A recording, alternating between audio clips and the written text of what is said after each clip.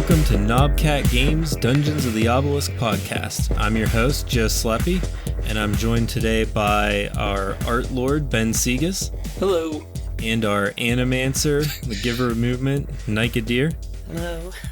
And for the listener, if this is your first time on the Dungeons of the Obelisk podcast, this is kind of an audio devlog where we get together every 2 weeks and talk about what's happening in the game that we're making, which is Dungeons of the Obelisk. It's a 2D turn-based dungeon crawling loot grinding adventure, and we've broken past a year of development, I guess. It's been, we're into September. We're like a year and a month now, which is kind of crazy to think about.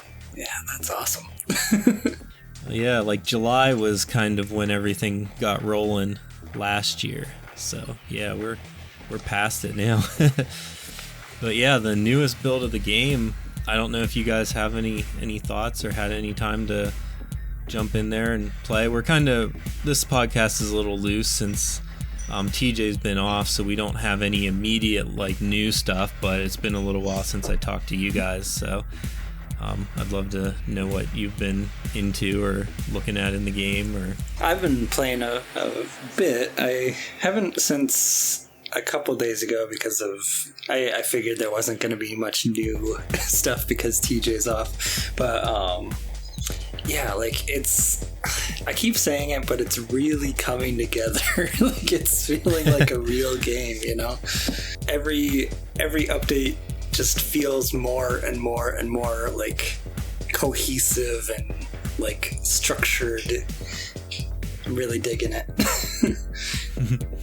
Yeah, we've been trying to focus on that and get things that should have been in a long time ago, sort of in quotes, there's no rules on when things need to come in, but we started thinking about things that will be harder to change if we don't get them now. So actually one of his next tasks probably in the coming month is going to be to start on the town, and even though the town isn't going to have any art or anything in it, you'll be able to walk around on a blank screen and then click on the obelisk or click on the blacksmith, and the idea is getting the menus to work the way they're supposed to, because the last time we changed the menus, it broke a bunch of stuff, and I was like, well, we should just step back and get everything working the way it's supposed to, instead of having placeholders and, kind of weird menus and things that aren't working properly. Makes sense. I was looking forward to the town, so should be fun. Yeah. I mean, there's not going to be a lot there yet because we don't have NPCs and we don't have, a lot of the functionality like the shop and the stuff, but we do have buttons for those things, but they've just been in weird places and in the dev menu and stuff. So getting them to where they're supposed to be is going to help once again make it feel more cohesive. Right. Because right now you just kind of start the game and you're almost immediately dumped into a dungeon. You pick your dungeon level and that's it, and that's kind of not how it's gonna work. We started with that because we wanted to get the gameplay nailed down and make sure the gameplay was fun, but now we have almost all of the gameplay elements in place, for at least the first 10 dungeons.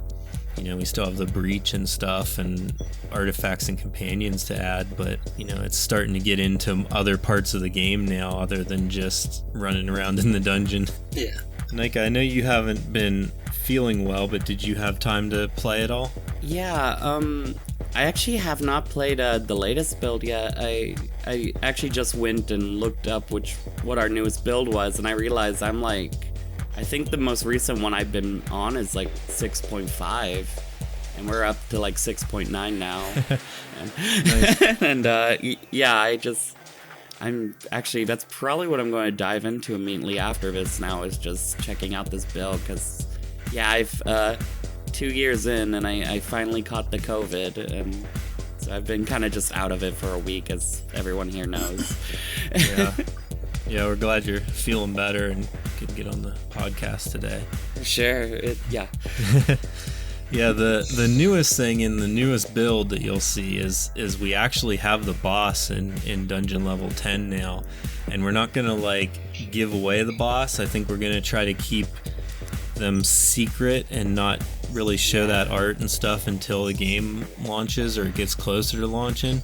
But it's awesome having that part of the game in there now, because dungeon level 10 wasn't that different from like 9 or 8 or whatever, but now once you clear that level 10 and the boss like shows up and it's not animated yet or anything like that, but it can show up and do its attacks and stuff, and it makes it a lot tougher. It's you can't just walk through the level with uncommon items now. For sure. And I mean, just looking at the boss designs in the group chat, like they're really good. So I think they're almost like we've got something worth like keeping back. I think like it will be a good surprise when players see that in the game. Yeah, my hope is that like the people that have been following it from the beginning will have that still, like it's fun to see the previews and know what's coming, but it's also fun to have a surprise thing, hit you in the game. So, we want to be pretty open with development, but I think the bosses is where I'm drawing the line and kind of trying to keep them as a surprise. Right on. Ben, you've started in on the dungeon maps. Yeah. It's still very, very early in the artwork, but I just basically tried to get the structure of everything put together, of all the rooms and stuff, get them laid out, because like once I actually dive into everything, it's gonna be a lot of work. I can already tell. Yeah, like, because it's also kind of different because I grid everything, like I put down grids as like the blocks in the dungeon, just basically as like little cement blocks in the floor, but that helps me grid everything out so I can make sure that everything fits together and all that fun stuff, because I'm gonna try to keep everything as like rooms with specific elements that can go into each room, like that kind of thing, if that makes sense. Yeah, like different layers and things that you can move around to make, so you don't have to draw everything a bunch of times. Yeah, exactly. Yeah. Oh, I was just gonna say, like, I know there are certain tools with, like, I don't know if it's in Unity or not, but there's like tools where you can kind of like draw in paths and stuff, and it'll like put the asset on it. So like it'd be cool if you could do that with like the rivers of slime and stuff, but for now I'm just gonna draw, man. So. Oh yeah, I'm not sure how that all works. Nyka, are you gonna animate the rivers of slime? Yeah, probably. I'm imagining there's gonna be a lot of animating background elements stuff before long. Yeah, for sure. I assume there's tricks you can do where like you don't have to like, it's not an actual river of slime. You just kind of have like different bubbles or something in it, like moving back and forth or something, and it gives it the illusion of flowing. That's kind of what I'm assuming is like there'll probably be a way to just animate everything to kind of look like it's moving, and then if we could add like you said, maybe some bubbles on top or something to kind of give it that like believability, just a little extra kind of thing. Yeah, for sure. And I don't know, I'm not sure how it works in 2D, but I know in like 3D it's a lot of the time like bodies of water are just like moving a texture around. So it's like you're not even like changing the 3D model, just like where the texture is on it. But I don't know how that works in 2D. It might be similar. Yeah, that makes sense. Just kind of like an overlay or something of like the texture. I'm not sure what else to call it, like the waves or something. Yeah, I was trying to think of what an appropriate 2D word would be. And I'm not sure. I don't know, like that, and I know it's just the initial sketch of the dungeon layout, but it's like so perfect. It's like huge, which is awesome. I think it's gonna be. I don't think it's gonna be too big. You know, that was kind of a fear too. You know, but I think it's gonna be. You know, especially since you auto navigate around stuff, you should be able to run through it pretty quick. See, I was also worried it was a little too big, but it's actually like I kind of scaled the current map into it, and it pretty much is the same scale as the current map. So okay, yeah, I was gonna ask that. I kind of assumed that's what you did, but I wasn't sure. Yeah, that makes sense then, because the map it's kind of weird, because like the map, I've never even seen the current map. You know, like I've run around on it like close up, but I've never seen like the whole map. You know, so it's kind of hard to visualize like what it even looks like. You know, when you're up close, you know, running around. So it'll be interesting to get that sketch into the game and get like a feel for how big it actually feels. Yeah, I'm really curious to see it in there. It's gonna be so good just to get rid of the pixel art placeholders and stuff. You know, even if it is just a preliminary sketch, it's gonna look so good. Hopefully it'll at least match the style a little bit better. Have you given any more thought to like the rest of the big rooms? Because like when we talked about it, you know, for the listener, we kind of want to have, I think we said 5 maps. I'm thinking maybe we might only even need like 3, but we can talk about that later. But each map is going to be made up of like a lot of the same rooms and assets, like just moved around in different places. But then I wanted to have each map to have like its own unique like big center room, or I guess it doesn't have to be in the center, but like you know, the center piece of the map. And the first one that you drew is the stereotypical, like anytime there's a sewer in a cartoon and the characters go in it, there's a giant whirlpool of like slime, and it's gonna be so cool, I think, to see that like finally animated. Oh yeah, like twirling around and stuff. That's gonna be a lot of fun to animate.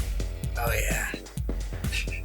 I've been trying to think of other like main rooms, like you were saying, and like I definitely have some very like basic ideas so far, but like I'm trying to expand it out into like a room that would be more interesting. Like part of what I was thinking is probably like a room with like a bunch of grates and stuff, because like then you see the slime underneath and stuff like that. Kind of maybe one with a bunch of pipes.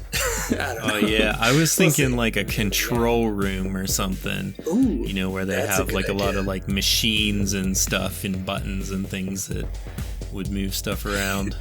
Yeah, I'll definitely keep that in mind, because that's The other one that I thought of, I don't know if it makes sense or not, but like you always have the like old couch in like the junk room where like the teenagers hang out. You know what I mean? That's kind of a stereotypical like cartoon thing as well. Yeah, because like, I mean, it definitely brings back memories of like the original Teenage Mutant Ninja Turtles cartoon. Like, oh yeah, like a bunch of pizza boxes on the ground or something. Yeah. I'll have to look at some of the old cartoons and see if I can get some ideas. That's gonna be so good. All those toys from like the 90s that had like, you know, the slime that you could like push through grates and stuff. I love that stuff. But I'm sure our parents hated it. Oh yeah, they made a mess. But like that's the best stuff. It's like the gross stuff. Like, yeah, gack and stuff. Yeah, when I was growing up, there was so many like gross toys. That was like the thing. It was just just like gross stuff. I don't know if you'd remember that. I have this like vague memory. Whenever I I don't know how old I was, maybe like 10 or something. And I had like hurt my leg and I was in the hospital, and I remember being in a hospital bed watching TV, and there was all these commercials for these like gross like balls that you'd squeeze them and they'd shoot like a dart out of their mouth, and they were called like blurp balls or something, and I wanted that thing so bad and I never got it. And I just like have that childhood memory of like watching the commercial. Yeah, I don't remember those, but yeah, it definitely sounds like the most 90s toy. Yeah. I remember one was like a vampire, one was like an eyeball, you know, like all that like gross kind of stuff. Yeah. I would have gone for the eyeball one. I love that stuff. Yeah, I mean, that's kind of the thought with the starting with the sewer level. I think I've said it before, but you know, I didn't want to go too off the wall with like, you know, super crazy monsters and stuff. And, you know, I felt like the sewer and the slimes and all that stuff kind of is a good first level. And then, you know, once we get going, we can, you know, really go off the wall with some good character designs and, you know, unique dungeons. Yeah, definitely looking forward to that. Yeah, like it definitely like gets you to start thinking about like, well, what does the layer after the sewers look like, or what's the layer below that look like? And so that's going to be really interesting down the road. I do have a list of like, you know, it's not set in stone or anything, but I have, you know, 10 dungeon level design themes and stuff, and you know, like what the bosses might be in those areas. So I don't want to, you know, give any of them away now since the first levels aren't even out yet, but I do have that. I have a lot of documents that are things that I want to do after we release, and you know, future updates and stuff. That's gonna be so cool. I already have like ideas bouncing around in my head for things that we could add in. Yeah, we'll have to like, you know, when the time comes, I guess we'll have to like get together and like you make a list, and then we can look at my list and see what things line up. You know, that might give us a good idea of what we should do. Yeah, for sure. I'm trying to think of what else is in the game now, like currently. You know, it's fun to talk about like what we want to do in the future, but right now I think you're working on getting the colored versions of the Puke Rat in, and the Blub is colored now in the newest update, so that's kind of cool. Yeah, it's coming along. I found that with the old rat model, you know, we originally had it kind of big and imposing, and I think there was like maybe 20 or like 18 layers or something like that in the old one, and it's like a lot more cleaned up and nice in the final version. But because of that, I'm like realizing, oh, these bones on the model are attached to this layer that no longer exists, so I've been having to like manually go in and like just kind of put it where logically makes sense, and then like look at the old animation and make sure it kind of looks right. But I'm hoping I'll have that done by this weekend. If not, hopefully that and some of the player character done. I was hoping to have those already knocked out, but I didn't realize that the colored version and the old black and white version where it had different layers and stuff. We probably should have well, and it was one of our first mobs, so I kind of figured it was one of those like, well, this is brand new, and when you're making art, like I know when I'm making an illustration, I'll have up to upwards of like 50 plus layers sometimes if I'm getting crazy, and then by the end of it I can consolidate that down into like 10. So it's not I think I was trying to consolidate. Yeah, and I wasn't really sure, like I was almost going to be like, should we just add the layers back in? But then like I went in and I started manually adjusting it, and it's perfectly doable. It's just one of those little things where if it was the same number of layers, it would transfer over. I want to say probably a little smoother, but there would probably still be some manual adjustment just because of the size difference and stuff. So it's what it is. Yeah, it's coming along. Yeah, I guess so. That's the only one you have to do, and then the rest will be in color in the future, so it doesn't matter. But I kind of assumed it was just like drag and drop the colored version in.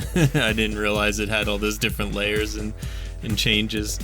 Well, with the blub, for example, the blub was a good example where the layers actually matched up and it was consistent. But then when I transferred it over, it just, I don't know, it didn't quite get the weighting on the mesh right. So like it was distorting part of the model weird. So I had to go in and I just had to kind of manually like undo that. And it looked fine, but it was one of those things where I'm like, this is the same shape, it's the same, I mean, it's a different color, but like it's the same shape and layers, so you think it would just work, but... well, let me ask you this then. Is adding blinking to the player character gonna break everything?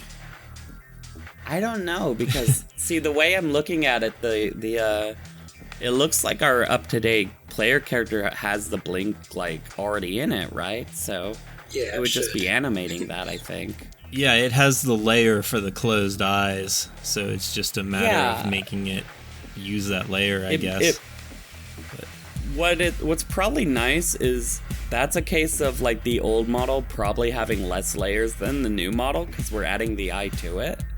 Yeah. So I think I should be able to just, like, animate the eye on top of that, and it shouldn't change the underlying animation that much. At least not that I can think of. Yeah, I hope so. Because I don't want to break the main character. Oh yeah, for sure.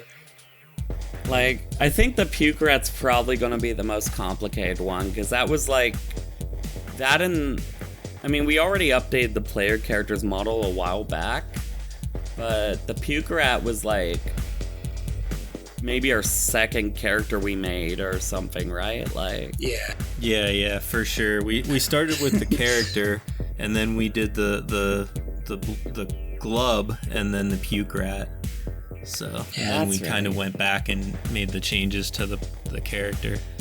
Yeah, and I think it's just one of those things where it's like, as we go forward, it's like a lot of the characters are already like more consolidated, like the modern version of the Puke Rat is. So it's already really easy to work with from the get-go. Oh, but cool. like with the old Puke Rat, it's just a matter of like bringing it up to date, I think. Right on. Yeah, something got lost, in the for the character though, because we had that animation where it like actually dropped the weapons and stuff when it died. Yeah, where like the weapon like came out. I think it might have had to do with like, I'm not I don't want to put the blame on anyone specifically. I don't know how it happened, but I have a feeling that like at some point when we were updating the weapons or like updating the hand-holding animation, we might have just got rid of the default one, the default animation that like drops it. Yeah, I'm sure something happened there. I think that should be easy to re-add though, or yeah, like I still have the original animations here too, so I could just like take that, retarget it to the whatever the name of the current weapon layer is, and just go from there. Yeah. I do want to get the death animation and like the resurrection and stuff happening, like when your character comes back to life after dying and stuff. So we have some animation stuff we want to happen there too. But I think our goal maybe is to get all the mobs and stuff first, and then move on to that stuff, NPCs and things. For sure. But yeah, we're closing in on our time limit for the podcast, so should probably start wrapping things up. If you've listened to the end and you're not in our Discords for somehow, you should go to knobcat.com and find the link to the Discord. Get in there, ask us questions, see the previews and things. We should start posting some more stuff in there again. We have a lot of items and things that we could maybe preview in there. Just every so often we could drop something in there. I should start posting screenshots in there too. I started posting them on Twitter and stuff, but I should have put them in the Discord first actually, but I'm so bad at social media and updating things. But speaking of that, if you want to see how bad I am at updating, you could go to Twitter or Instagram at Dungeons Obelisk and follow us on there. And I guess we'll see you in 2 weeks for another podcast. Bye.